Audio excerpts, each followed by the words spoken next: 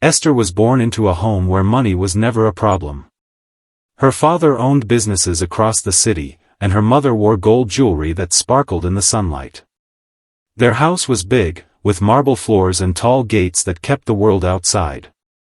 Esther grew up surrounded by maids who served her breakfast in bed and drivers who took her anywhere she wanted to go. She never had to lift a finger. From the time she was small, she believed she was better than everyone else. Her parents loved her deeply, but they gave her everything without teaching her gratitude. They thought wealth would protect her. They thought privilege would make her strong. But they were wrong. Esther learned to shout instead of ask. She learned to demand instead of appreciate. And slowly, without anyone noticing, she became a girl no one wanted to be around. Her parents were proud of their wealth, but they did not see the monster growing in their own home. At home, Esther treated the maids like they were invisible. She would snap her fingers and call them by insults instead of their names. If her food was not hot enough, she threw the plate on the floor and made them clean it. If her clothes were not ironed perfectly, she screamed until someone cried. Her mother would sometimes try to correct her, but Esther would roll her eyes and walk away. Her father was too busy with work to notice. The maids whispered among themselves, but they could not complain. They needed the job. Esther's parents told themselves she was just going through a phase. They said she would grow out of it. But deep down, they were starting to feel ashamed. One evening, after Esther shouted at the cook for using too much salt, her mother sat alone in her room and wept. She wondered where they had gone wrong. She wondered if love without discipline had spoiled their daughter beyond repair. If you're watching this video, please like, subscribe to the channel, and tell me in the comments where you're watching my folktale story from. I want to know how far it has traveled.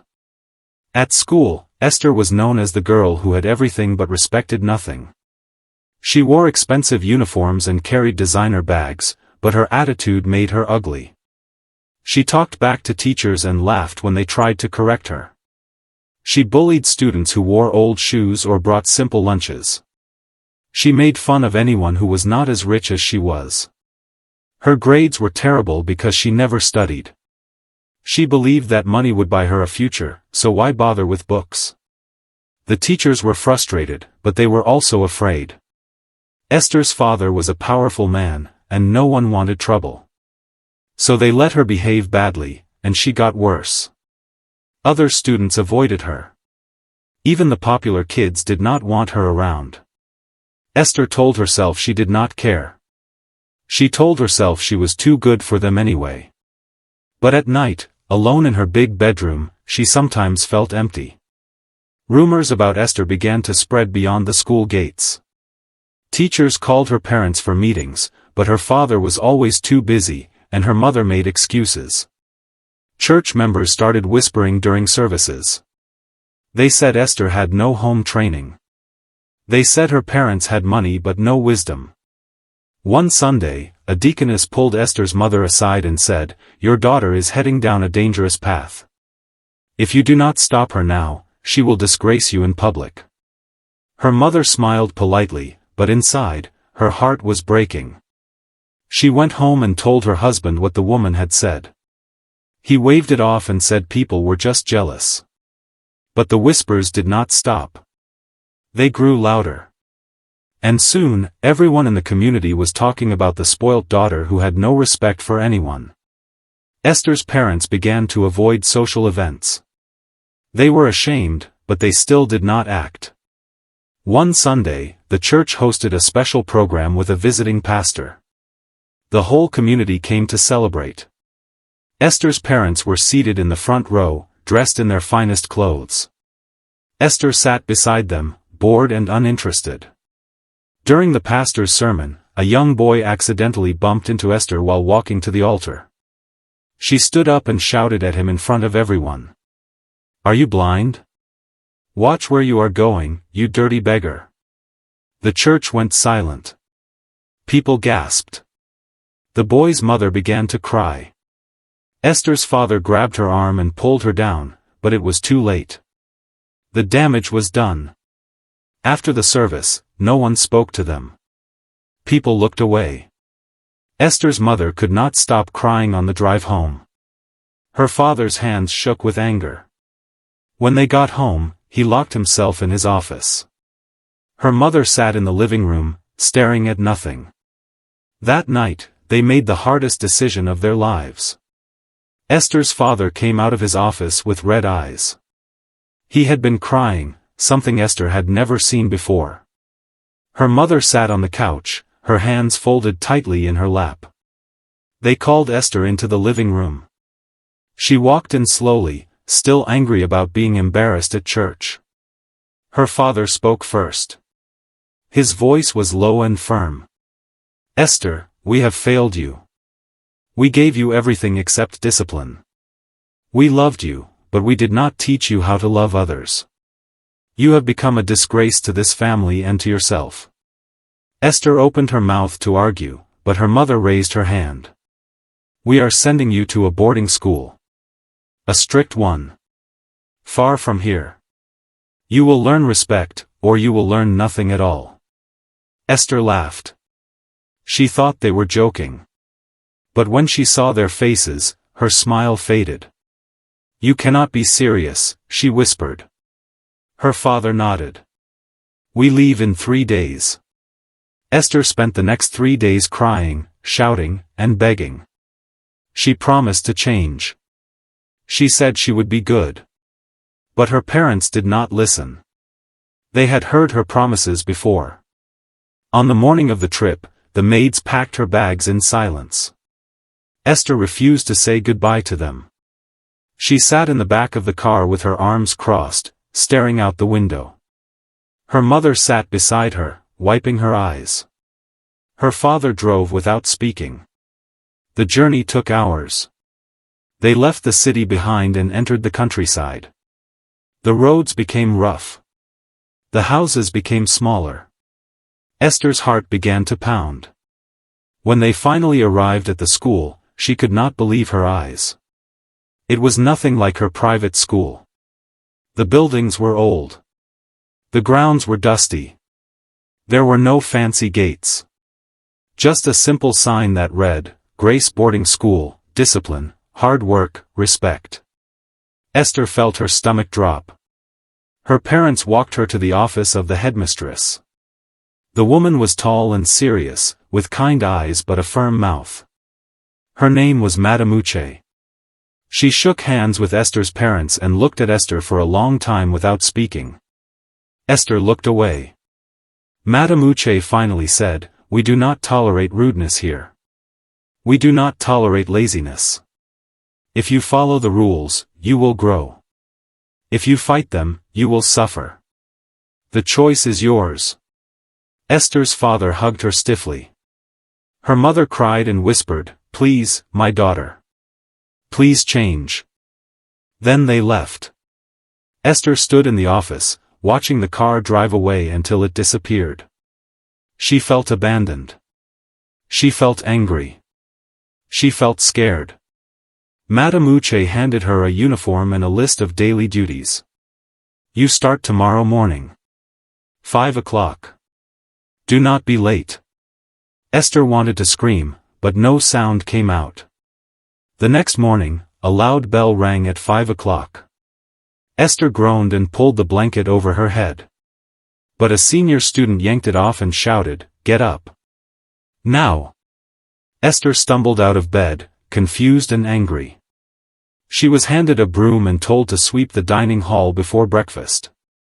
She stared at the broom like it was a snake. "I do not sweep," she said. The senior girl did not blink. "Then you do not eat." Esther threw the broom on the ground and stormed off. But by noon, her stomach was growling. She had missed breakfast and lunch. When dinner time came, she was so hungry she could barely stand. She picked up the broom and swept the hall in silence. Her hands were shaking. Her pride was burning. But she swept. And when she finally ate, the simple rice and beans tasted better than anything she had ever eaten at home. Esther tried everything she used to do at home. She shouted at the juniors. She complained to the teachers. She threatened to call her father. But no one cared. The students ignored her. The teachers corrected her without fear. And Madame Uche simply said, "Your father sent you here because your old tricks do not work anymore." Esther was given more chores. She had to scrub toilets, wash plates, and fetch water from the well. Her hands became rough. Her back ached. At night, she cried into her pillow so no one would hear. She hated the school. She hated her parents. She hated herself.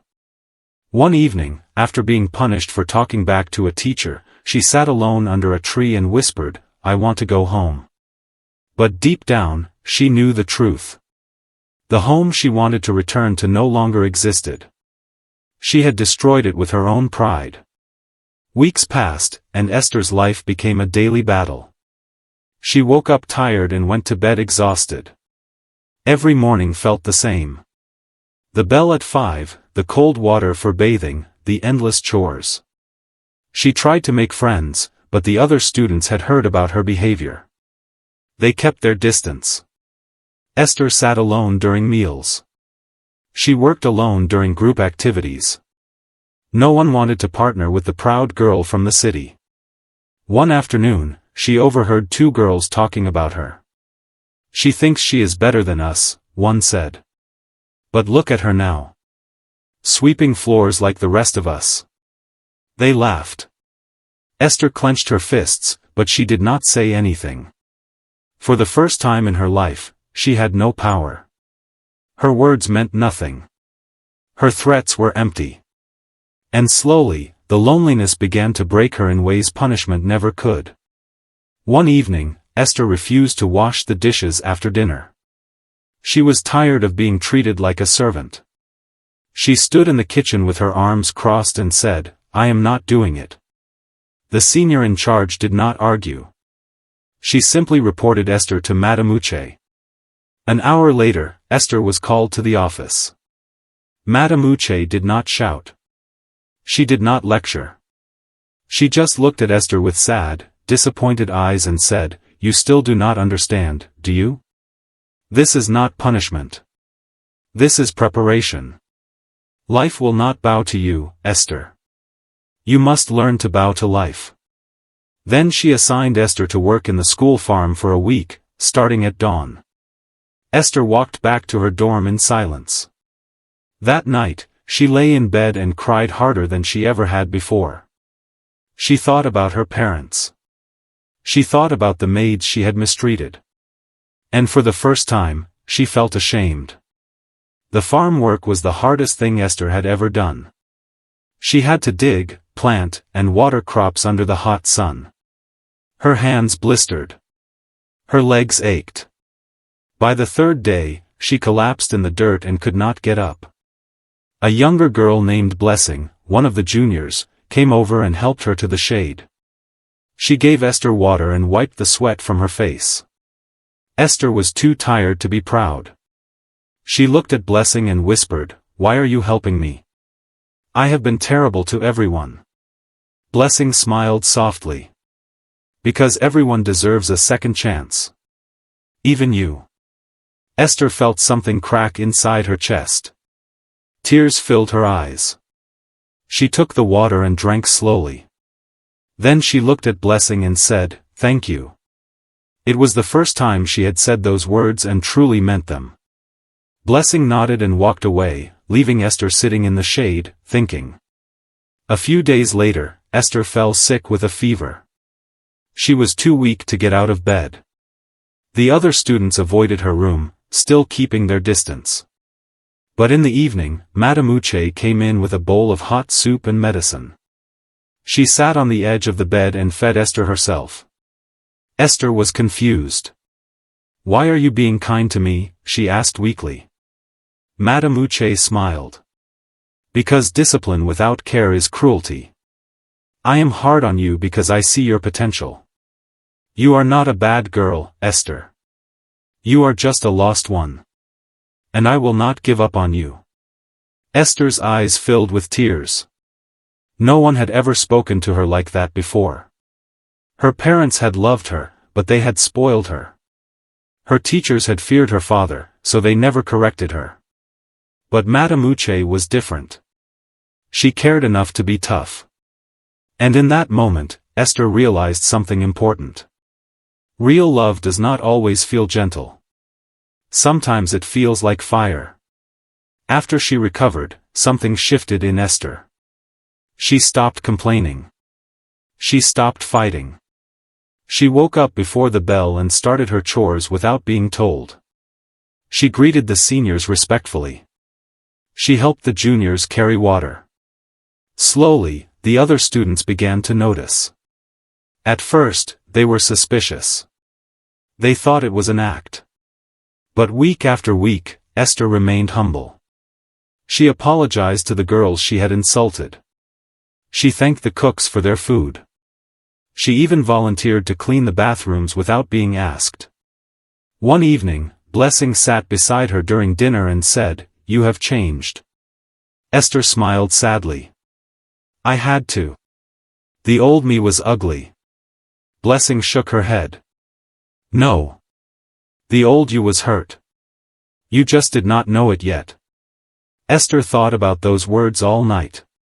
And for the first time since arriving at the school, she felt something she had not felt in years. Peace.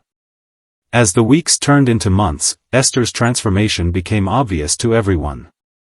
The juniors who once feared her now greeted her with smiles. The seniors who had ignored her began to trust her with responsibilities. Teachers noticed her effort in class and praised her improvement. Esther was no longer the loud, proud girl who demanded attention. She became quiet, thoughtful, and kind. She listened more than she spoke. She observed more than she commanded. One morning, a new student arrived at the school. The girl was shy and scared, just like Esther had been. But instead of ignoring her, Esther walked up to her and said, "Do not worry. It is hard at first, but you will be fine. I will help you." The girl looked at her with grateful eyes.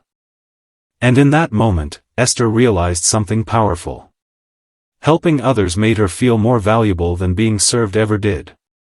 Respect was not something you demanded. It was something you earned. One afternoon, the teachers announced a group project. Each group had to organize a community outreach program in a nearby village. The students would be graded on teamwork, leadership, and creativity. Esther was made the leader of her group. At first, the others were nervous. They remembered the old Esther. But she surprised them. She listened to everyone's ideas. She divided the work fairly. She encouraged the quiet ones to speak up. When disagreements happened, she did not shout. She mediated calmly and found solutions that worked for everyone. On the day of the outreach, Esther's group performed beautifully. They taught children how to read, distributed food to families, and even planted trees in the village square. The villagers thanked them with tears in their eyes. And when the teachers announced that Esther's group had won first place, her teammates hugged her tightly. For the first time, Esther felt true pride. Not the pride of being better than others, but the pride of doing something good. But not everyone was happy about Esther's change. A senior girl named Linda had always been the most respected student in the school. She was smart, hardworking, and admired by everyone. But when Esther began to shine, Linda felt threatened. She started spreading rumors about Esther. She told people that Esther was only pretending to be humble. She said Esther was trying to manipulate everyone just like she used to. Some students believed her. They began to avoid Esther again. Esther heard the rumors, and her old anger wanted to rise up.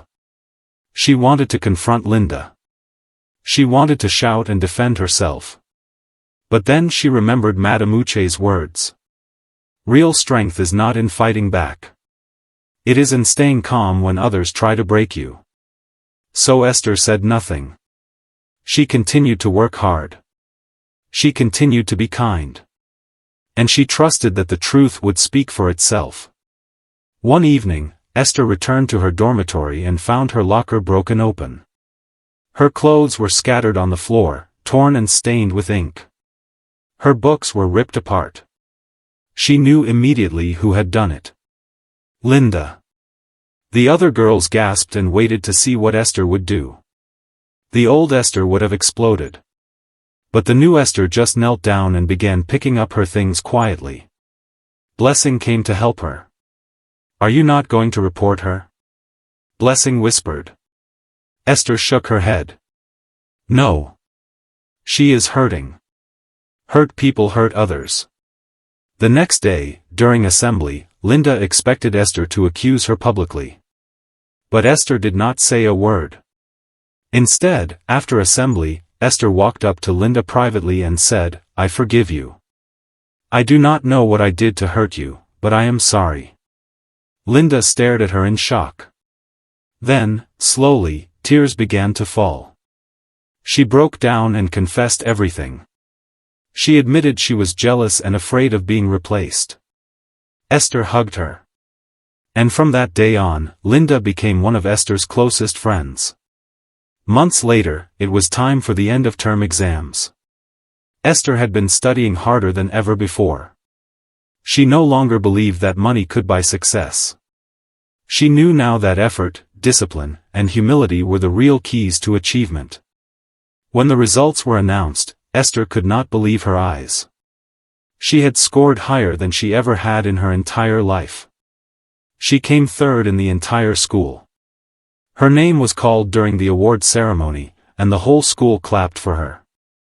Madame Uche handed her the certificate and whispered, "I am proud of you, Esther. Not because of your grades, but because of who you have become." Esther's eyes filled with tears.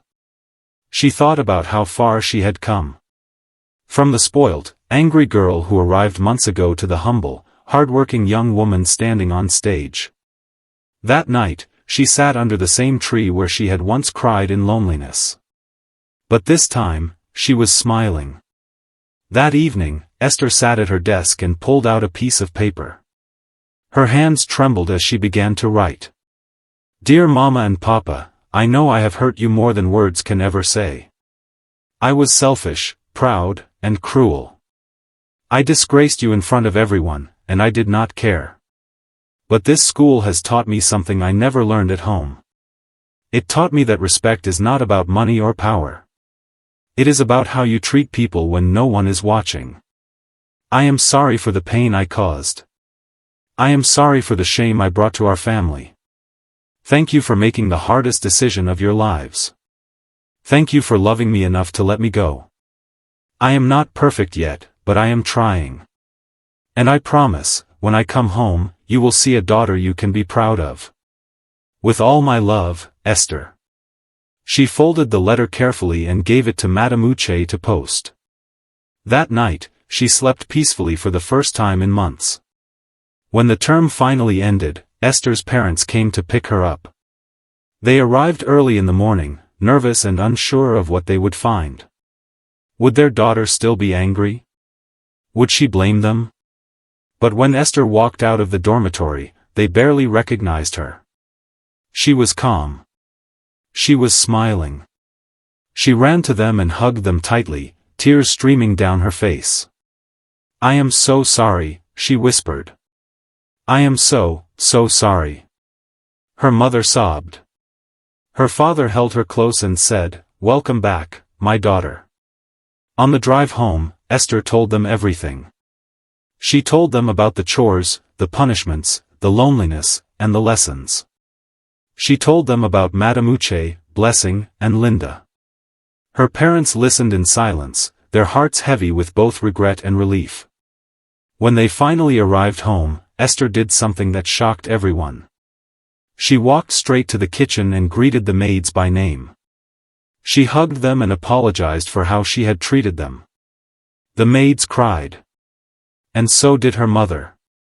In the following weeks, everyone in the community noticed the change. At church, Esther greeted elders respectfully. At the market, she helped her mother carry bags. At home, she washed her own clothes and cleaned her own room. One afternoon, a maid accidentally knocked over a vase and it shattered on the floor. The house went silent. Everyone remembered how the old Esther would have reacted. But the new Esther simply smiled and said, "Do not worry. It is just a vase. Let me help you clean it up." The maid stared at her in disbelief. Esther's mother watched from the doorway, tears running down her cheeks. Later that evening, her father called her into his office. He looked at her for a long time, then said, "I am proud of you, Esther. Not because you are perfect, but because you were brave enough to change. That is the hardest thing anyone can ever do." Esther hugged him tightly and whispered, "Thank you for not giving up on me." Months later, Madame Uche called Esther's home. She had a special request. The school was hosting a motivational day for new students, and she wanted Esther to come back and share her story. Esther was nervous, but she agreed. On the day of the event, she stood in front of hundreds of students and teachers. She took a deep breath and began to speak. "My name is Esther, and I was once the most spoilt, disrespectful girl you could ever meet. I treated people like trash. I embarrassed my parents. I thought I was better than everyone. But this school broke me. And then it rebuilt me. I learned that humility is not weakness. It is strength. I learned that respect is not given because of money. It is earned through character. If you are struggling right now, do not give up. Change is painful, but it is worth it." When she finished, the entire hall stood and clapped. Some students were crying. Madame Uche hugged her tightly and whispered, "You have become the woman I always knew you could be." Years later, Esther returned to Grace boarding school one more time. She was older now, wiser, and working as a teacher herself. She walked through the familiar grounds, remembering the girl she used to be. She found Madame Uche sitting under the same tree where Esther had once cried in despair. The old woman smiled when she saw her. They sat together in comfortable silence, watching the students go about their day. Finally, Madame Uche spoke. "Do you remember what I told you the day you arrived?" Esther nodded. "You said discipline without care is cruelty." Madame Uche smiled. "And do you understand it now?"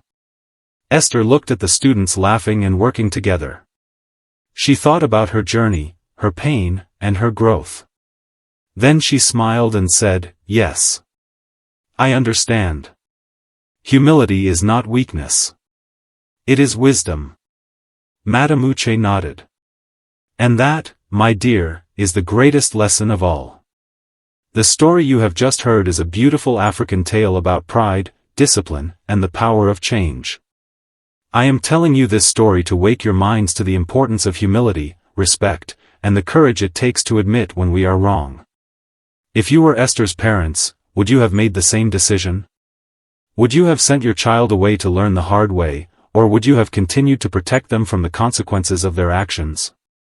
And if you were Esther, would you have fought against the change, or embraced it sooner? I want to know your opinion, because every story is like a candle that can light the path for someone else. Share your thoughts in the comments below. God bless you, and may wisdom guide your heart. Meanwhile, on the final screen, I am leaving you with one of the channel's most beloved folktales. I am sure it will surprise you. Thank you for staying with me until this moment.